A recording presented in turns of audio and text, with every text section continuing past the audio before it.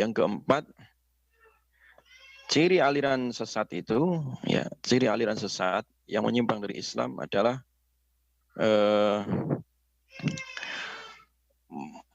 mengingkari, ya, kebenaran isi Al-Quran, ya, mengingkari kebenaran isi Al-Quran.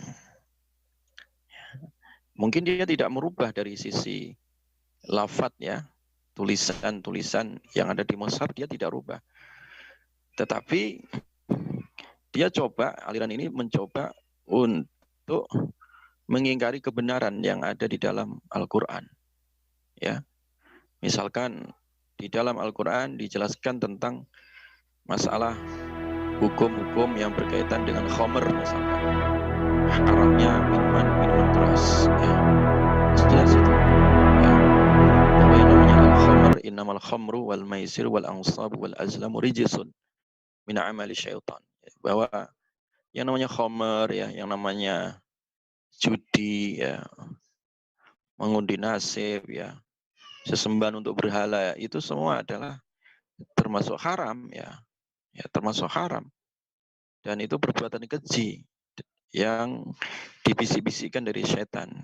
Jelas, ya, bahwa hukum khamr, hukum minum-minuman atau narkoba yang menyebabkan hilangnya akal itu jelas haram. Tetapi dia, aliran ini coba untuk mereview ulang, misalkan itu kan di zaman dulu, ya.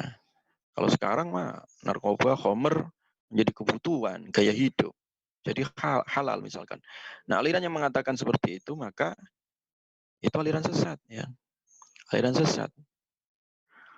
Mencuri, jelas mencuri itu haram, ya, di dalam Al-Quran. Tapi dia coba-coba bikin ajaran baru bahwa mencuri boleh kalau di luar golongannya, misalkan. Karena ada beberapa aliran di Indonesia ini yang menghalalkan untuk mencuri harta di luar golongannya. Jadi haram itu kalau untuk golongannya saja, tapi kalau di luar kelompoknya boleh. Nah, itu sebagaimana aliran yang dikenal di Indramayu itu ada namanya NII, ya.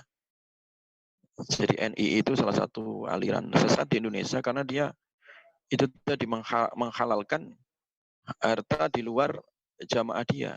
Jadi mengambil harta orang boleh kalau bukan jamaahnya atau bukan kelompoknya. Selama bukan kelompoknya maka itu halal katanya.